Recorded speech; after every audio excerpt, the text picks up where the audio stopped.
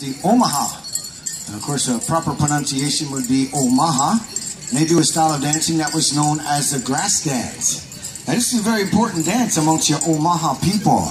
And what they would have to do is when they're changing their village area, or if you're going to have a social like we're having out here today, it would be their job to find a suitable area where that social is going to be held. They had to do something by preparing the grounds. They had to do something with that tall buffalo grass. Now, they wouldn't cut it down because that's a nourishment for the buffalo. The buffalo, in turn, was nourishment for their bodies, and so they respected them in this manner. And while dancing, they would push it over with their feet, and then they would dance on top of it until all the grass laid down nice and flat. And one good rain later, the grass would stand right back up, and the buffalo had themselves a nice meal. And it was also their job to pray while dancing. They were blessing those grounds so that only good feelings could be felt inside that circle. So if all the grass laid down nice and flat, that meant that the whole area was touched by the grass dancer's feet, which meant that the whole area was blessed. Now, after that ceremony was done, then the dance can be held. Now, in the Northern Territories, they still use this dance for that reason. Of course, not for the act of pushing down the tall grass. Well, we discovered that modern day convenience, that John Deere tractor, you know, just mow it right over. But it's for those blessings, and it's for those prayers. Now, those dancers are the first ones into that circle. And after that ceremony is done, then the dance can be held. Now, if you look at this regalia here, this is more of a contemporary regalia because this has evolved into a competition style of dancing at our powwows today.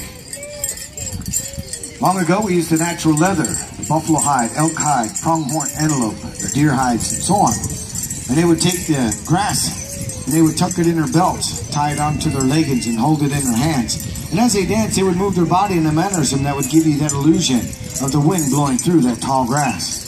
But as the cloth came into the country, we started to evolve our regalias and incorporating that cloth into that regalia. As it evolved, we evolved too.